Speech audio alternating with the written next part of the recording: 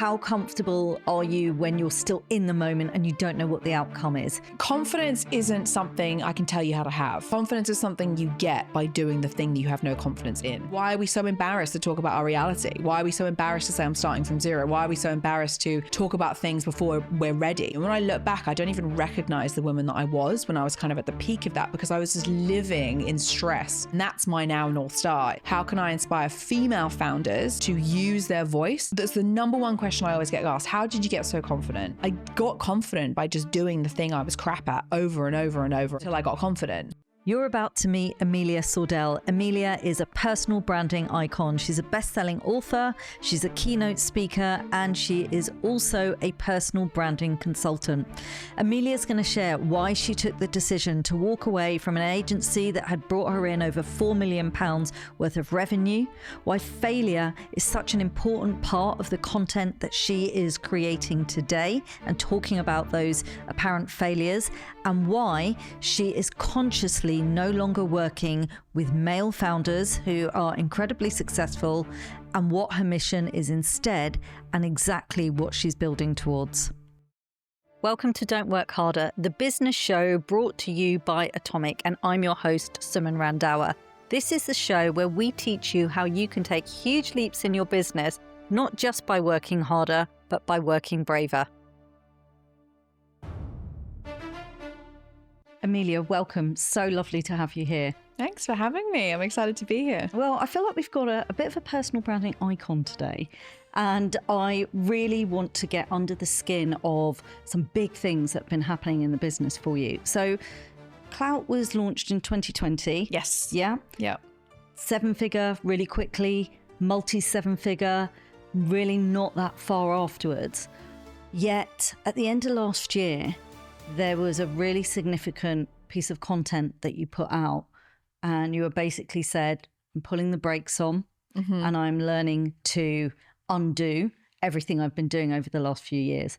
What happened and what is happening? You know, it's so funny. I had this conversation with my team the other day. I was like, we really should do a video about explaining what's happened. Yeah. Because I feel like anyone that follows me knows me for building and scaling Clout, which was my agency, personal branding agency. It was the UK's leading personal branding agency, you know, in terms of revenue and everything and who we were working with. I spent what I would say was 5 years building what I thought my dream was, which was I wanted a big business. I wanted a big exit. I wanted to have that in my, toolbox. Yeah. Exited founder. Isn't that what we all want, right? And through that process, I was on the way, built a decent sized team. We had offices in New Bond Street, working with some amazing clients. Like our monthly revenue was, 150 every month, pretty much. Overheads were 100. Right. And that's the reality, isn't it? That's the reality. But, we were doing good. We were doing the right things. And what I've realized in hindsight, and I actually posted this on a friend of mine's post yesterday as a comment, was that when you build a brand exclusively around your expertise, and I'm the personal branding queen, right? I'm like, build a brand, we were just talking about this before we hit record. But when you build a business exclusively around your personal brand, you can't scale it. Like it's physically impossible. So you end up then being pulled back into all the minuscule things that you shouldn't be doing. You then end up having to running client accounts, be involved in client meetings, helping execute client content. And when you are one person doing that with no layer of management, with no, also context, single mom, 2 kids, going through a divorce, also had 3 lawsuits, which I'm more than happy to talk about at the same time. I broke. And I also think there is an element of, I don't know if I ever wanted it in the first place. Yeah. I think I had a point to prove that I could do it on my own, and I proved that I could do it. And then once I'd achieved it, I felt a little bit like Nico Rosberg, when he won the championship and then he was like, I quit. And everyone was like, what? You quit? And he's like, yeah, I wanted to win the championship and I did. So bye. And I feel like that. I feel like him. I feel like I've done my championship of, I got to 4 mil.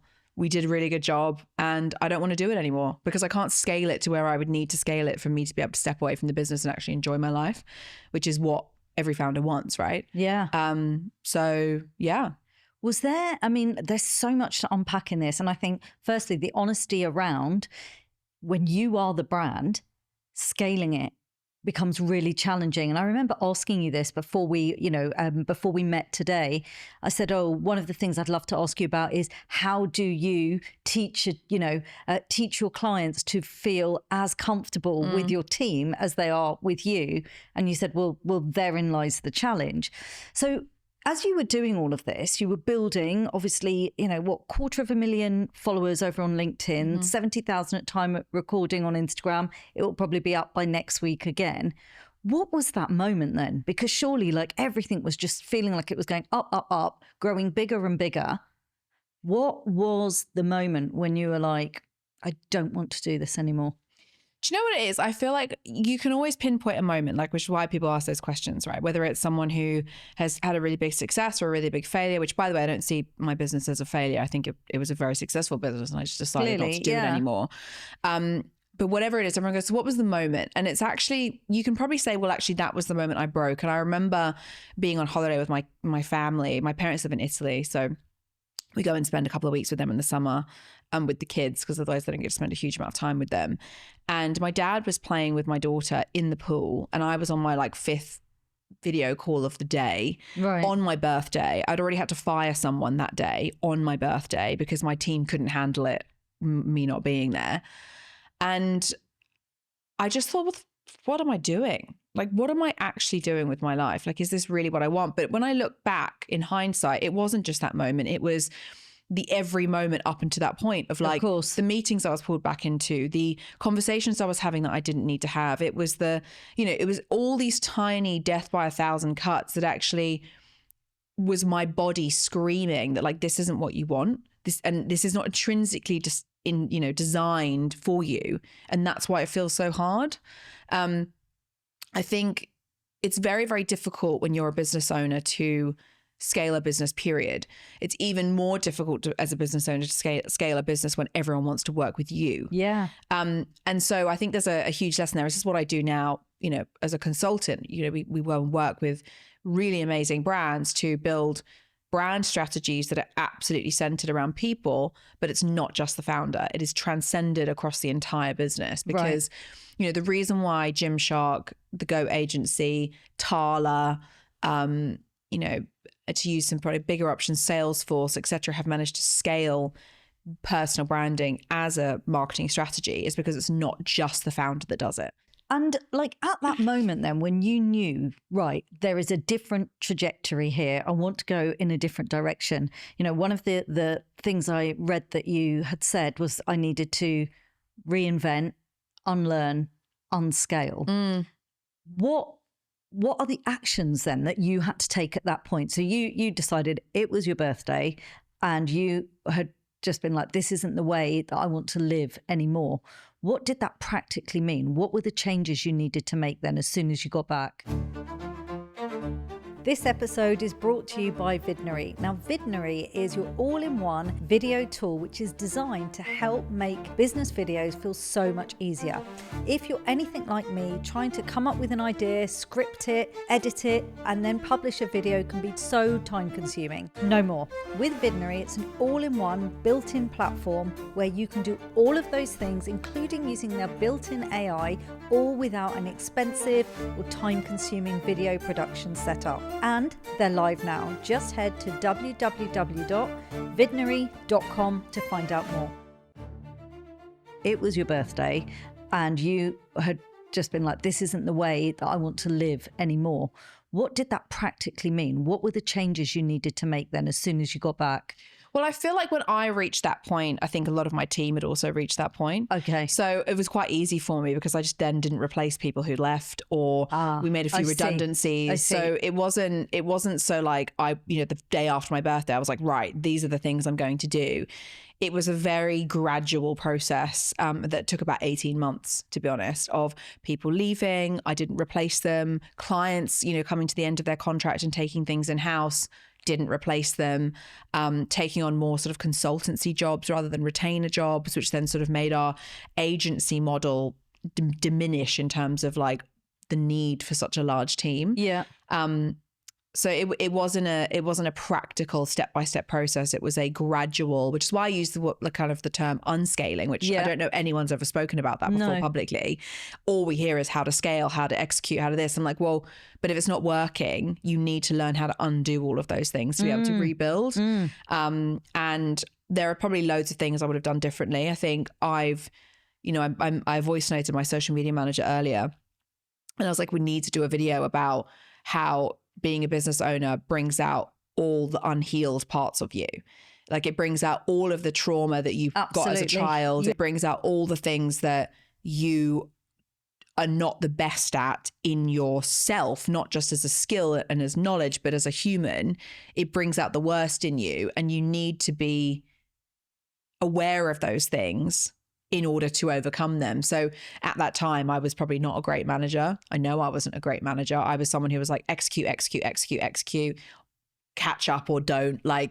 And I think that's very rife in startup culture. Like if you're in a startup, you need to be able to keep up with the founding team in order to kind of keep the momentum of the business going. And that's not for everyone. And I think my attitude was kind of like it or lump it, when really what it should have been is like, right, let's sit down and work out how we're all going to pull together, rather than it being like leading from the front. I've got the spear, everyone follow me, which I think is probably my management style. It's really interesting though, because it obviously is a huge amount of honesty there, but also that shift from, and this is your terminology that you've used, but that shift from the more masculine energy. Oh, massively masculine, yeah. Particularly when we're trying to build in business, there is this thinking that you have to be really hustle to drive forward, all the way through to this much, you've used the term more feminine energy. So for you having all these realizations, actually, it's not like you needed to shut the door, but you realized where you wanted to focus your time and your attention was in a different place. Agency versus consulting. What are the biggest differences with how you and a team would operate? So I can really understand it on a more granular level. So just in I guess clinical terms, practical terms, agency is you pay us a retainer to execute for you. We still will build the strategy and then we execute that strategy. Consulting is just we do the strategy.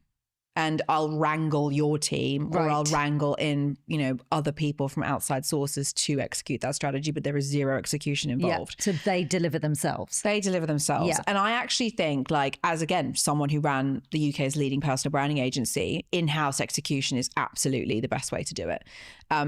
There are loads of amazing agencies, and we used to compete with them as well, for pitches, and we'd lose people to them, they'd lose people to us. It was kind of there was this sort of three players in the space in the UK and we were one of them, that are the best at this. And I can say with absolute certainty, having spoken to my clients, their clients, ex and current, the best way to do this is in-house. However, if you want a proper strategy that isn't just social media, which, there's 1,000,001 people who want to work in that field, most of which have no idea what they're doing.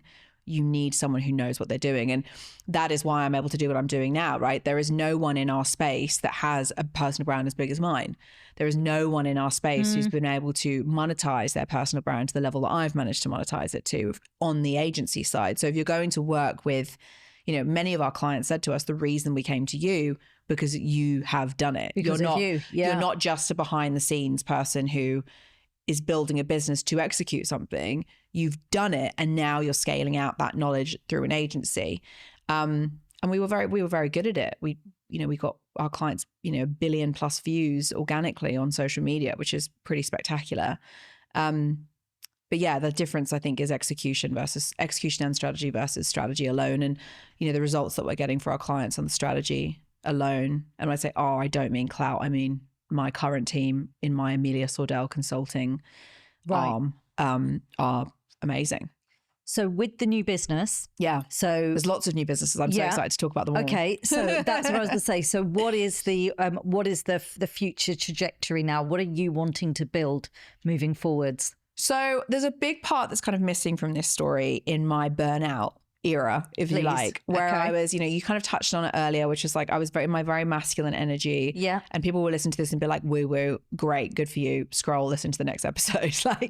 But I really believe in masculine and feminine energy. And I believe that we all have both, So at work, we are showing, like here, I'm early, I'm showing up, like I've got my hair, like everything's sorted, we're ready to rock and roll. I've already done 15 emails before I got here. I've already got my kids to school. I've already organized lunch and dinner for later. I've already done this, done that. I've got a shoot on Sunday. Everything is organized. Like that's masculine energy. That is, there is a thing that we need to achieve. There is a goal that we're working towards. Yeah. This is what I need to do to get to that goal. Anyone who's ambitious has that energy in their work, right? And sometimes they bring that at home too. I'm sure people have been married to one or two of those kinds of people, generally called an A-type, if you like. I was thinking A-type as you said that, yeah. But like as a woman in my home life, if you bring that energy into your home life, you're just depleted because you have nothing else to give. You're bringing we have to go from A to B in as efficient way as possible into your relationship, into your mothering era if you're a mother. And that is so unhealthy because you need to be kind of filled up. You need people to help you. And when you're in that kind of like masculine space, you're hyper independent. You never ask for help. You feel like you need to do it all on your own. And that eats at you and eats at you and eats at you and eats at you. And when I look back, I don't even recognize the woman that I was when I was kind of at the peak of that because I was just living in stress 24/7. Yeah. And I didn't have any joy in my life, even though on the face of it, I was doing all these amazing things and I had a nice car and I was going on these amazing holidays and, clients flying me all over the world to go and do sessions with their teams and all this kind of stuff. I was absolutely exhausted all the time. Sure. I had nothing else to give at home. I was probably quite a stressed parent, so would get cross quite a lot because the kids, they just want attention and love, don't they? And you're going, get to bed, I'm so tired. And so that was a huge reason as to why I think it all kind of compounded to where it compounded to. But the other part of all of this was I was speaking to clients, and the reason why I teed up my answer with that is this. Most of my clients were men, and I love men. I've been very lucky that I'm a white, middle-class, box blonde girl who's, I've had a relatively easy life. And I understand there is a privilege in that.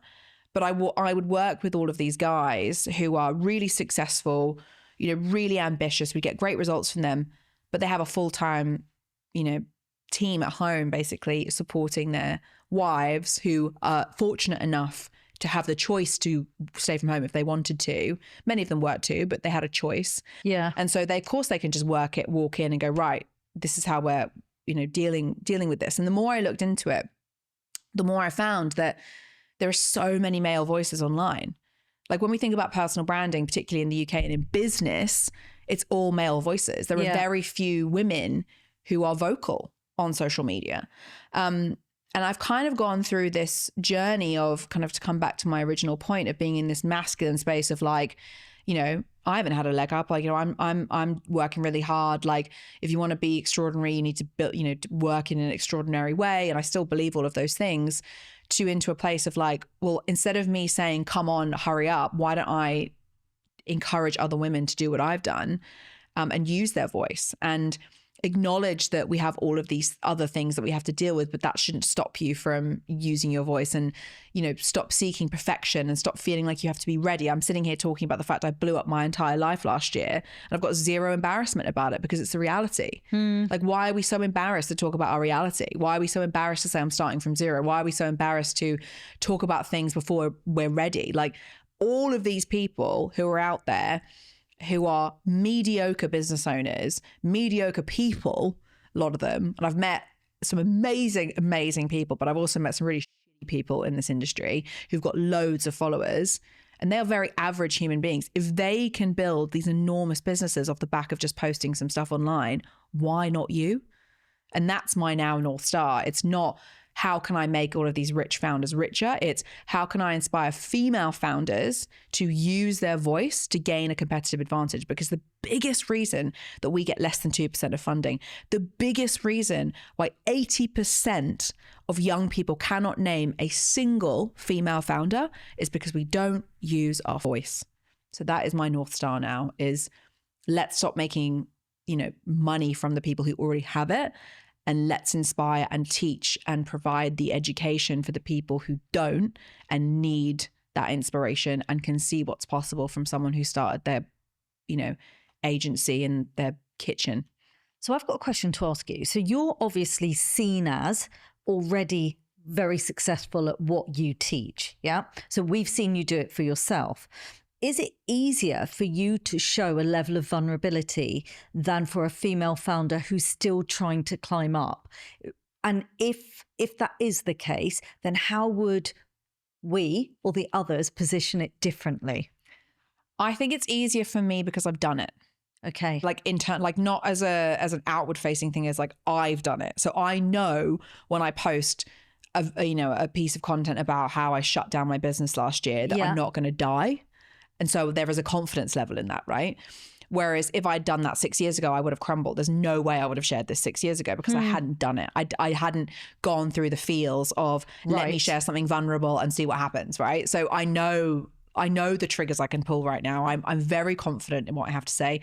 Before we hit recording, your team said, oh, if there's anything you want to edit out. And I was like, no, I'm 100% comfortable with everything I say. There is not a single thing I say that I'm like, oh no, I'm not going to back that, because I am in this room in the same way I am online, in the same way I am in my personal life. There is no... It's your true voice. It's my true voice. And I'm not interested in watering that down to make myself seem better. Like, you like me or you don't. I'm absolutely fine with both of those outcomes. Like, there's not any fear I have for not being liked. To go back to what I was saying earlier about business will really highlight the unhealed parts of you. One of my worst traits as a manager and as a leader was I desperately wanted to be liked.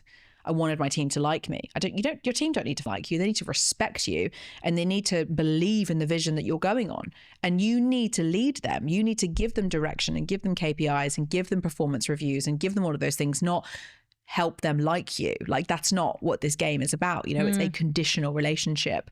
So if you're starting from get-go, I would lean in with what are the stories you can tell to make my audience say, me too. And are we doing it in retrospect and for yourself? Because you've said the confidence comes from the fact you know what you've achieved, you know what you've built, you know where you are now. So how comfortable are you when you're still in the moment and you don't know what the outcome is? Just so we can kind of think, like, well, how does that apply to us? I think, look, confidence isn't something I can tell you how to have. Confidence is something you get by doing the thing you have no confidence in. Yeah. That's the number one question I always get asked. How did you get so confident? I got confident by just doing the thing I was crap at over and over and over and over and over and over again. Until I got confident. Yeah. Posting content is not a natural thing for me. When I was a child, I wouldn't say I was nervous, because around my family and friends, I've always been really confident. Like, I've always been the one doing cartwheels in the garden in in the middle of summer. But with people I didn't know, I was very shy, and I didn't like people I didn't know. I didn't like not feeling safe with people I didn't know. Whereas now I couldn't care less. And that's only through doing it, and only through having, people being like, oh, I don't agree with you, which is also fine, by the way. Yeah. A big thing that I love is when I see that I'm getting less views or negative comments or whatever, because I'm like, great, I've made a new audience. Like, I've reached new people. And because does it feel like that for you? Yeah. Right. Because I don't have a personal tie to my content. Like, me posting something and you not liking it is not a reflection of me as a person. My personality is not tied to my content. I'm not my content. My content is a experiment to attract a certain type of audience. It's a marketing engine. It's not my personality, even though I'm bringing my personality to it. You not liking or liking my content is not validation for me being a good person. I know I'm a good person. How do we do that? How do we separate ourselves so that the content is just output and it doesn't feel like it's that, particularly with what's going on with the algorithm right now? According to some, women's content doesn't get as much attention. Oh, that's a fact. It's a fact. Okay. But that's not algorithmic. And I have to be really careful about this, because just to be clear, what we're talking about is there was an article that came out that said that 2 women, they ran an experiment on LinkedIn and they changed their gender to male to test whether or not they'd get more engagement as a man than as a woman. And I've got a friend called Sedge Beswick who did the same thing. She got an 28% profile view increase, 100-something% increase in her impressions. So the photograph was the same. Everything's the same, but she's just changed her gender. Yeah. Okay. So like for like, gone up across the board because she has a man's thing. Why I think that is, I mean, look, maybe it's algorithmic and maybe LinkedIn is just out to get us, like, you know, never say never. But I think it's more likely that men are a lot more active on social media in that way. So we've just discussed they're much more up for having their opinion. Most of my clients as the agency were men. They're happy to put out the crying selfie if they think it's going to make them money. They don't have the personality tie that women do. Women are trained to be liked and to be listened to and to be loved. And God forbid some stranger from the internet that we've never met before in our life and probably never will meet hates us, because then our whole life will explode, right? Men don't give a shit. They're like, oh, great, that made me $100,000. Let's do it again. Whereas women, we really need to feel liked and supported and all of these things. So we are less vocal. There are less of us. Right. Okay. And therefore, there are more likely to be men engaging with content, and more likely than not, they're going to want to engage in men's content because like, right? And I think that's more likely, which is why I'm so passionate about getting women to post, because why there's 50-50 split across the world of men and women. Why is it so desperately outweighted to men? It's within our gift to change that.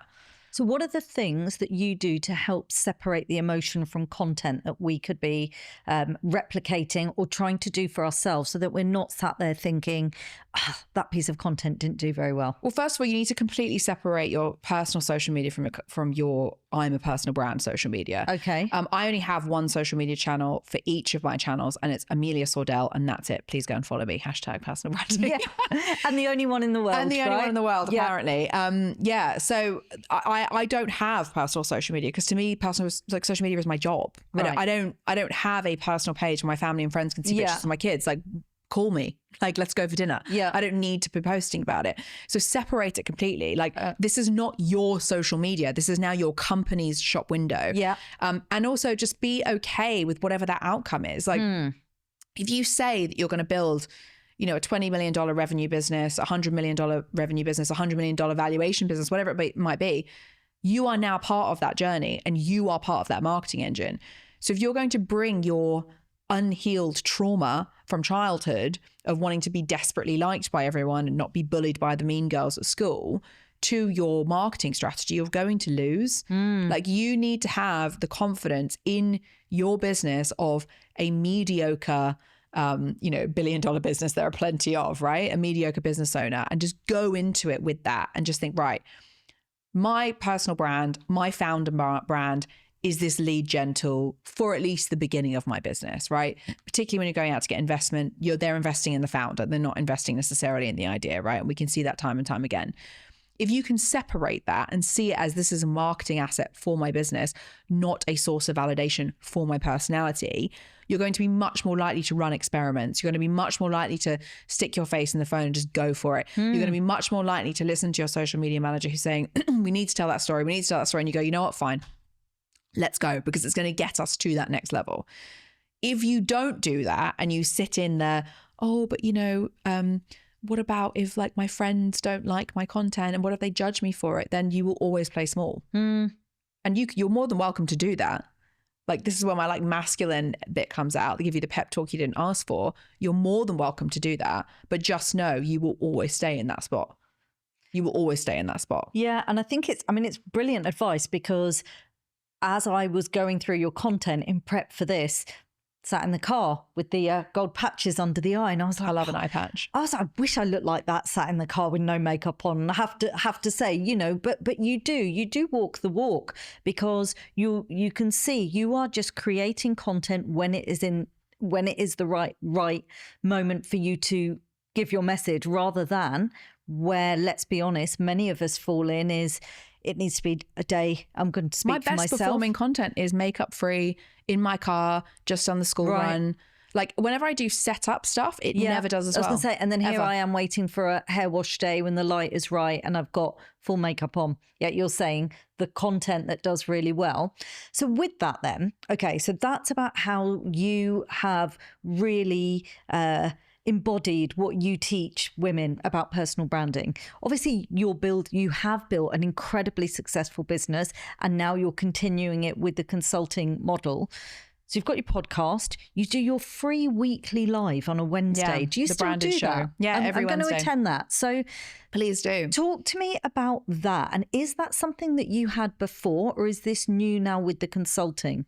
So what's it called again? The Branded Show Live. The Branded Show Live. So there's two sides to this. I had a weekly show that I did during COVID. Yeah. Just to help people. Yeah. I am a people's person. I hate working from home. It's literally kills death by 1,000 boredoms for me. I get my energy from people. That's my life story. I always know that I need to go into London if I've been at home for 2 consecutive days because I feel depressed. Okay. Like I'm literally like, oh, I have to shower. I'm like, no, I need to go into London. Like get your makeup on, girl. Put your best cowboy boots on. Like, let's go. Yeah. I need to be around people. So I did the lives for a year every single Wednesday at 12:15 on LinkedIn, just to help people. Like, I'd audit posts, I'd give advice, I'd, give everything that I knew away for free, basically. And built up a decent audience doing it. People still mention them now. They're like, oh my God, like because of you, I started doing this and blah, blah, blah. And it's been amazing. Then I turned it into a podcast where I interviewed people who'd built really big personal brands and kind of understood their business models. And to be honest, it was a really good excuse to meet successful founders that I could then turn into clients. It's a very good hack for anyone who's interested in that.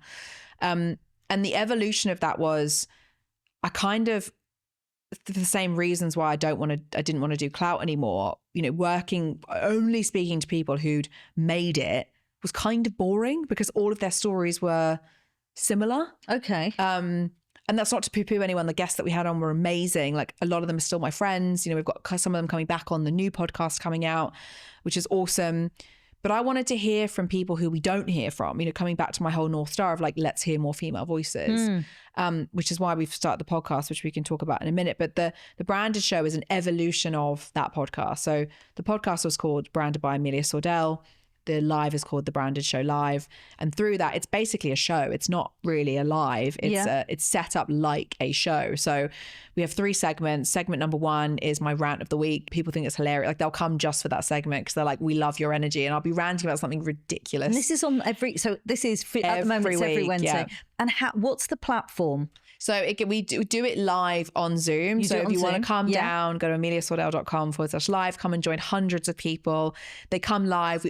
We give everyone an opportunity to network and to promote their business. Like, I'm a big believer in promote your business. So I love seeing people talk about the things they're passionate about. And I've seen people do business in the comment section. People have met their friends in the comment section. So it's a really, really cool space to be in if you can join us live. And then it gets distributed on YouTube afterwards so people can go and watch the replay. But it's a fantastic little community that we've built up. People absolutely love it. And where does it fit in so obviously I can see it. It's brilliant for building audience. It's giving back. It's showing that people have access that feels like it's, they can get nearer. Yeah, it's real. More intimate. It's not online, even though it is. We are together. I'm talking to you directly. I'm a foot away from your face, whether you're looking from your phone or your desktop. We're having a moment. And I think that's really, really important, particularly in 2026 when everyone's like, let's build a community. And you're like, okay, what, on Instagram? No. And how do you balance that with your time and the fact that obviously there's a business here that's also being built? So where does it fit within that? Are your potential clients on there, or is it an audience generating exercise? So I see audience in 2 segments. You have customers and you have community. Yeah. Okay. So community are the people who are going to be obsessed with you. They're going to love you. They're going to share your content, tag you and stuff. They're your fans. They're your fans. Yeah. Like, and not just your fans, they're your tribe. Like, they're your besties. They're the ones who are like ride or die, first to like your story, first to forward something on, first to tag you and stuff when people are asking for help. Like, they're your ride or dies. Then you have your customers who will never engage, who will never like your content, who will never view your story, but will see your community do it and think that you are the dog's bollocks of what you do because you've managed to accumulate this amazing audience. Those are 2 and that works for most industries. And I'm not saying it's a 50-50 split. It might be a 10-80 split or a 10-90 split, or the other way. You might have 90% customers and 10%. Like, it can go 2 ways. But for me, there are 2 certain sets of people. You look at Cody Sanchez, for example, she's got a couple of million followers. You cannot tell me that there are millions of customers in that audience. They're not millions of people in her audience profile that are going to pay $4,500 for her course. There might be a small segment, but the credibility that she gets from having all of those millions of followers forces the people that will buy that product to buy it from her. Yeah, it's authority building or reinforcing, I guess. Absolutely. So that's kind of how I view audience. And you have to create content get the awareness, but you also have to create content to convert, right? There's different, it's a funnel system. And where my live sits in my funnel is it's a reason for people to give me their email address. Yes. So like, I want your email address. I don't want you to just live on LinkedIn or live on TikTok or live on Instagram. You need to come into the fold. And in the fold is my newsletter, which we send out a couple of times a week, which we have an insane open rate on. We're probably going to move it over to Substack. We're kind of playing around with that at the minute. But that's a huge monetization arm for us because we're able to reach you directly in your inbox. If we do go over to Substack, there's the element of subscription-based model there where we can give you the deeper stuff for like $10 a month, which with 25,000 subscribers is a lot of money, right? So for us, it sits as part of our funnel, but it is sort of the bit that straddles audience and customer, because I've had customers who are paying me 20 grand to come and do consulting projects. Their team drop in on one of those and be like, she really knows what she's talking about. Right, and I am a firm believer that in order for you to really be credible at what you do, you've got to be walking the walk. And I can't go to a client and say, right, here's how we're going to build your funnel for this particular product. And you need to include a live podcast or a stream or something in there if I'm not educated in that thing. I agree. Yeah. So I experiment everything. And it kind of goes back to what I was saying earlier about separating your personality from whatever it is you're putting on social media. I don't care what we post on social media, as long as it's aligned to my goals and it's aligned to my audience and it's aligned to us going from A to B. 97% of all social media gets no ROI. I'm not part of that 97%. We have a very clear system to generate income from our social media. So as long as it fits within that kind of strategy, go for it. And I need to know as a consultant, if I'm going to be advising people what they should be doing with their team and charging them $5.5 grand a day for that advice, how we're actually doing that, not have a social media manager do it and then report back to me. And there was something you said there that I definitely would love to ask you more about. You said we have a system for how we, and I think the term you used was how we monetize social media. Yeah. Would you mind sharing? Yeah, sure. What works for you or how that system is in place? So there's a couple of different things. So we have I'll talk you through the products first. Yes, I think it's probably the best way to do it. So we have a course which is £79 at the moment. You can go and buy online. it. Yes, it's down from £99 at the minute. £79, and that's our like pay to lead gen product. Yeah. And I imagine most people listening to this are sitting in the marketing and digital field, or at least have an interest in it, and that's why you're listening. Most companies think they need to give free stuff away to lead gen. And actually what we have found is the best customers we get have paid to lead gen themselves. Yeah. So, we get lots of like, oh, you can't be a millionaire on a £29 product or whatever. And I'm like, yeah, but we'd made 800 sales or 1,000 sales or something now on that product. And from that, we've then made X amount of consulting. So it works. You need to make sure it's aligned though to your kind of ladder products, if you like. Yeah. But we have a $79 entry level course that is how to build your personal brand. And that's almost the lead magnet, is it? It is. It's the lead magnet. Right. But it's so in depth. There's 52 videos in there. I go through absolutely everything in such detail that I get DMs from people being like, this has literally changed my life. Like, okay, brilliant. If you charged me $5,000 for this, I would have paid it. Like, it's so good. And is that, Amelia, is that then, because I've got the opportunity to ask you this question, is it like a call to action on a certain number of posts? Is it the link in bio? Like, how does the team drive people to the digital course? So you need to look at your content like a funnel. Yeah. So you have your awareness stuff, you have your education stuff, you have your conversion stuff, you have your, advocacy stuff, your referral stuff. Like, it's really kind of the conversion hourglass more than a funnel these days, and create content for every stage of that process. So yeah, like you can simplify and say we do a call to action on every post, but actually it's not just that. It's we do collaborations with people. We get, emails out at certain times of the month, knowing that people are going to probably more likely to convert at that time on a Sunday night when they hate their job, and we're telling them to build their personal brand because it might help them get a new one. Like, it's not as simple as just post a link in your bio. But what I will say, if you're starting out and you want to start dipping your toe into, can you get traffic from your personal page to your company kind of websites and leads, is start sharing what we call social proof. So I will tell stories of clients I've worked with. I will talk about my journey. I will talk about, so I will add screenshots of data, and I'll be like, this is what happened. This is how we did it. If you want to find out more, download this thing, buy this thing, DM me, email me, whatever. And this kind of comes back to my philosophy about like promote your business. People don't know what you do. They don't, no matter how much you think they do. Yeah. You might have 100,000 followers and people have no idea what you're selling. Yeah. They just like you.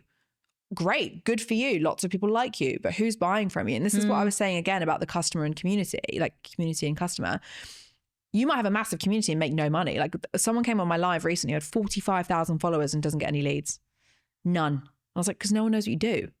So you need to remind people what they do and stop measuring the success of your personal brand and any brand activity, any marketing activity on impressions, on likes, on followers. I don't care how many followers I have. I care how much money I make from those followers. I could have 5,000 followers and make 20 million pounds a year. Brilliant. Sign me up. So it's a little bit more complicated than just that, but that is where you start. Because when you get those first couple of leads, you're going to be like, interesting. Maybe I can do that again. And then you'll see those leads kind of coming in. But with our first product we have is that How to Build Your Personal Brand online course. We go through everything in there, you know, converting attention, sales, follow-up messages, how to convert people who've looked at your profile into a customer, everything, not just here's how you post content, because I don't believe personal branding is just posting content. It's how we greeted each other. It's the fact that you got me a gorgeous coffee before I arrived. Like it's all of these things. And then the next kind of level up from that is we have training. So I'll go into teams or have one-on-one strategy sessions with founders where we spend a day together. And so that becomes the upsell, does it? The Amelia? upsell, and then from there we do big projects. So the ladder is a big one. One thing we're introducing this year, which I'm very, very excited about, is we're going to be doing retreats. So 2-day events, how to build your personal brand basically in 24 hours as a founder, and how you can then tie that into your marketing. And this is for people who want investment. It's for people who want new customers. It's for people who have maybe launched and are maybe doing $500,000 a year, but are struggling to like reach that next stage. We're doing a 2-day workshop with like VIP dinner and like Pilates in the morning and saunas and beautiful walks and, you know, some incredible female speakers. So I'm very, very excited to be doing that as well, because I want to create, you know, to my point about making everything personalized. How amazing is it that you can go to an event, meet other amazing women doing a similar thing and learn at the same time? And I think people want that. So we're going to try and do it for them. And what's the milestone that you would like to head towards? Obviously, I'm seeing you do more and more speaking. We've got you at Atomicon this summer, which we're super excited by. What is that milestone that you want the consultancy to reach?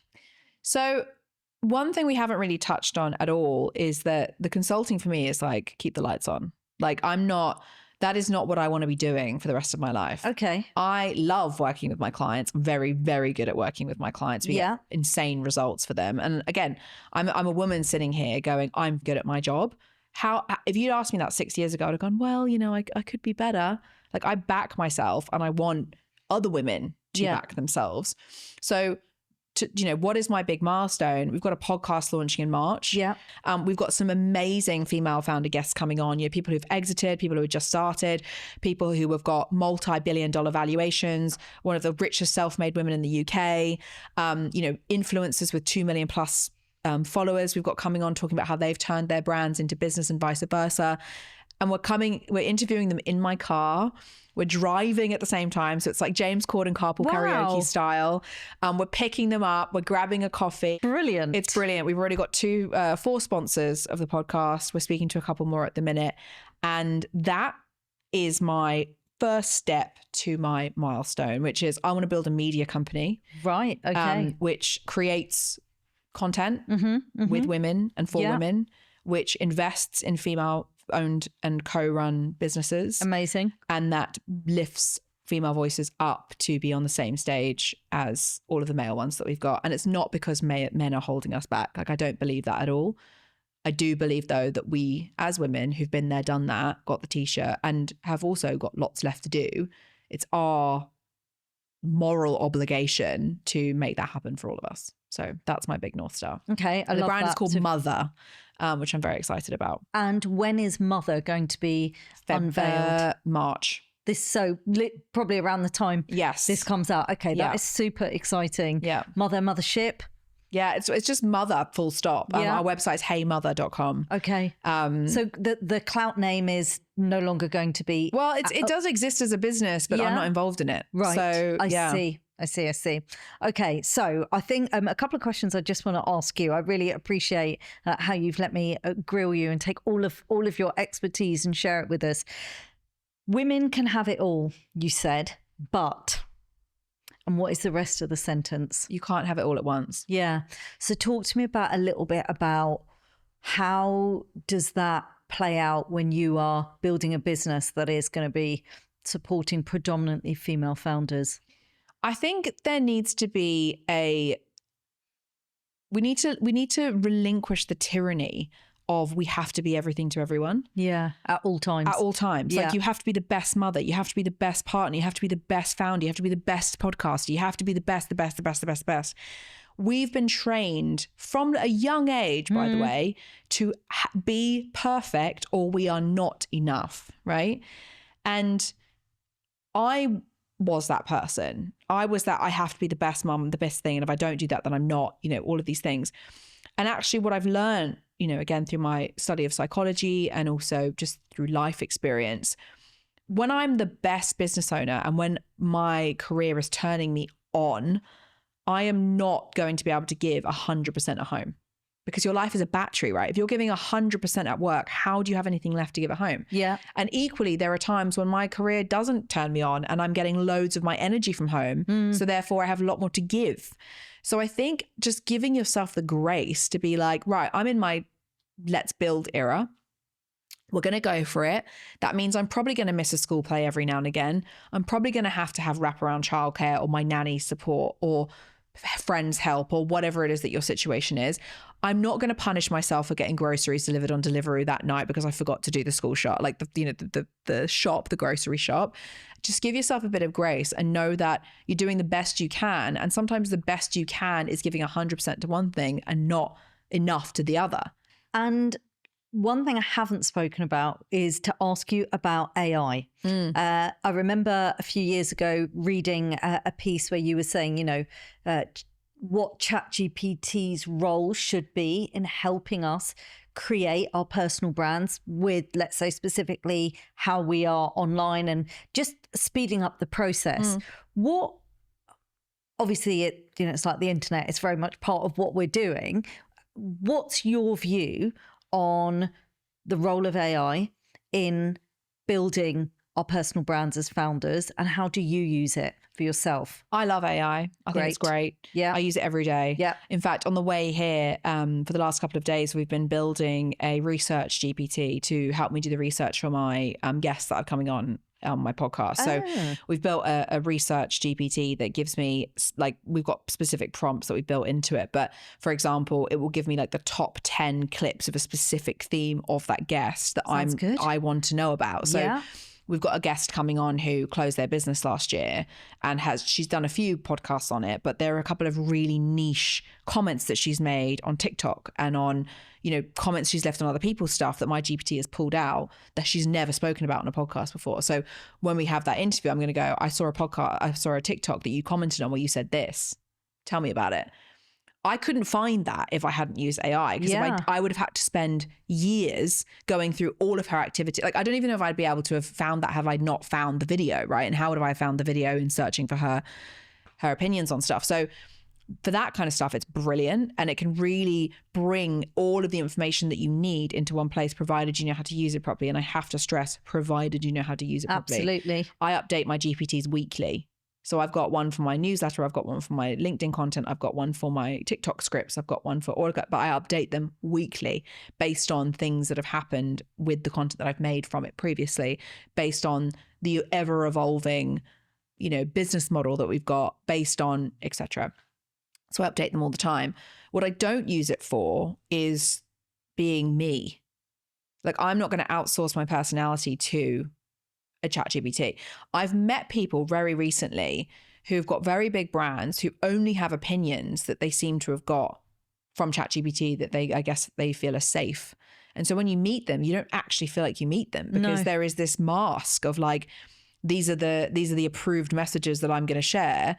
And so I'm not going to let you any further than that. And that actually has the opposite effect. If you're going to be creating content to build a personal brand or to build a company brand is how people feel about you when you're not in the room. Yeah. Yeah. So if I'm feeling disconnected, like you're inauthentic, like you're hiding something, that has the opposite effect than what you're trying to do. So I'd absolutely get people to use it. I love it. I have a ChatGPT barrister. I have a ChatGPT, and my lawyer's probably going to go, you have a what? I have a travel agent. I have an admin assistant. I have all of these things, but I am me, and I bring my stories. I, share actual pictures, not AI created ones. All of my video content is me, not an AI. You can't replicate that. And actually, I think the superpower that we all have is that more and more people are trying to shortcut this stuff. And so they are using AI images, AI video, they're creating clones of themselves and kind of putting scripts in so they don't have to record the content.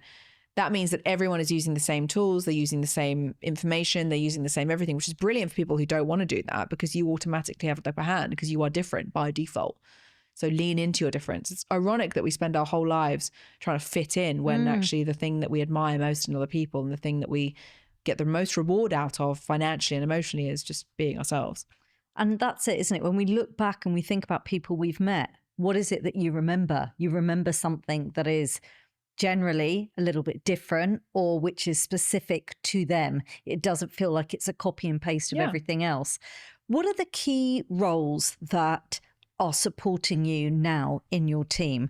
Because I did ask you as you came in, I was like, do you have someone who follows you and films content? Because for me, that would be the dream. I don't have a full-time person that follows me and films content, but I do have a social media manager. Yeah. I have a freelance social media manager that works with us on strategy. Yeah. I have a freelance video team that I use to edit some of my content. A lot of it we film and edit in-house. Okay. So my social media managers are sometimes I do some of it as well. I have a marketing manager who manages all the funnels and email marketing and brand and, all my crazy ideas that I come up with. She's just the everything person. And then I have 2 assistants. And do you create content a certain amount of time ahead? Yes. Right. Yeah. So we batch create. So we'll film twice a month, sometimes weekly. Like, if I've got an idea for something and it's appropriate for me to just film it in my car or when I'm walking, whatever it might be, I'll just film it and then send it to my team, and then it gets edited. Because why would I document an idea than to just film it again? You may as well just film it when I've got the idea. Yeah. And then we have 2 set filming days, which are more set up, lighting, mics, etc. That then kind of become the cornerstone. And then we just leave room for reactivity. So if something happens in the world and I've got an opinion on it, I'll just create something and then that goes out. If there's a trend that we see that we love, we'll do it. Right, because there's the space to do that. Yeah, because you've already got 30 days worth of content created, so you can wiggle stuff around. Okay, so what question haven't I asked you that you wish I had because it would be important to talk about? What question should I've asked you a lot of questions, but is there anything?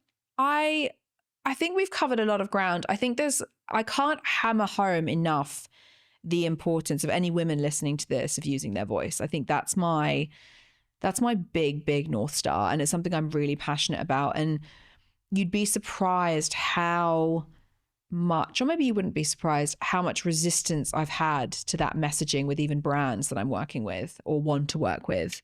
I think people are so afraid to dip their toe into helping women or helping a specific group of people for fear of being rejected by, the other 50% of the population. Do you know what I mean? So I feel like that's an interesting topic of like, right, niching down. I've obviously gone from, even if you look at my messaging with my content, very masculine, very shouty capitals, very do it or don't care, failure is not an option, to a much more softer, much more considered, much more I think, not you should way of doing things.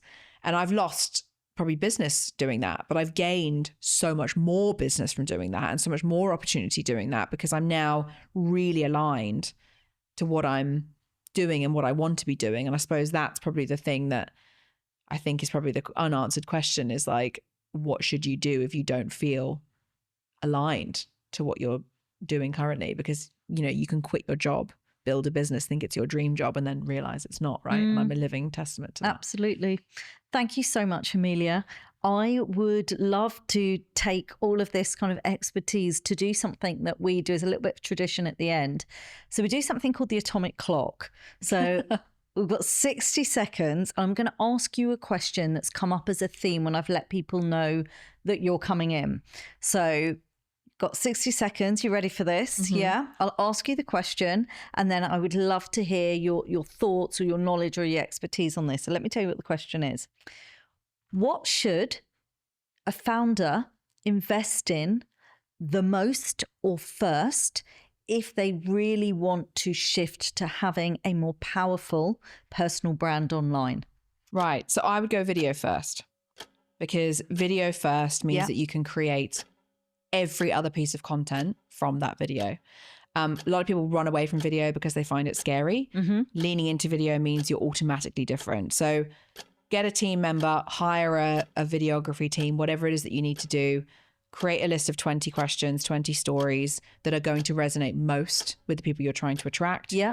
Get them to hit record like this, interview them, or get you to be interviewed if you are uncomfortable with just going for it. Yeah. And then use those 20 posts to inform any kind of content, newsletters, cut them up into micro pieces of video content, transcribe them, turn them into text posts for LinkedIn, get some pictures and add them to it, whatever it is. But that is what I would be investing in, is heavy video.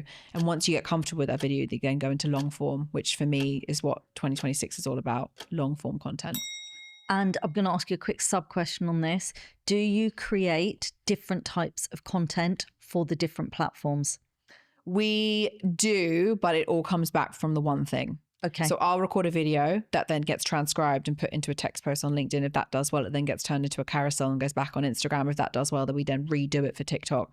There's a flywheel. That's why I always say lean into video first. Like, most answers you'll get to that question is like, go on LinkedIn, go on TikTok, like, invest in a podcast. No, just start with what's really easy to execute. And the easiest execution thing is write down the 20 most interesting things that you think your audience will love to hear about, or get even better, get someone else to do it because they're more objective, and then just sit down and be interviewed and turn that into content.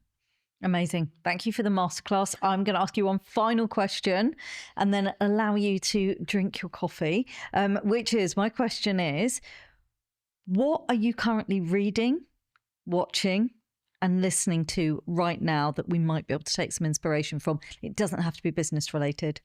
So I used to read a huge amount of nonfiction because I'm like always be learning. Yeah. And actually what I've found since then is I now get more inspiration from nonfiction. Yeah. So at the minute I've just finished reading a book called, the name of the book is going to escape me now. Songs of Achilles. Okay. Fantastic book. Yeah. Love reading nonfiction. Me too. I'm watching Landman. Don't know it. Brilliant show. It's by Taylor Sheridan, who also created Yellowstone. Okay. And if you are into country music and cowboys, you will very much enjoy it. Yeah. I don't get a huge amount of knowledge again from these things, but they inspire you. Like even if they're just stories, because they're storytelling. It's creativity. It's creativity. And I find the art of storytelling absolutely fascinating. And it is an art. It's not a science. Yeah. I watch all these TikToks of like, here's how to get people to hook it. And I'm like, just tell your story. Like, that's what people want. That's why books have been going for thousands of years. That's why TV shows are, billion-dollar industries. Like, people want stories. So tell your story. That's the easiest way to do it. And I love watching popular shows and stuff to learn about that. And the other thing I'm absolutely addicted to is Getting Filthy Rich with Olivia Attwood. I'm obsessed with her. I think she is literally like, it's her time, isn't it? I want to be her when I grow up. I think she's amazing. Everything from the fashion to the career to the everything I'm obsessed with. And I love her personal brand. I think she's polished and authentic and scrappy. Interesting. And those are all the things that I think a good personal brand is. It's been fascinating listening to you, and thank you for all that you've shared. Thank you for having me. I loved observing Amelia. Amelia is the epitome of confidence, yet she's able to do that confidence while still showing vulnerability, while still talking about, and I'm going to say inverted comma, failures.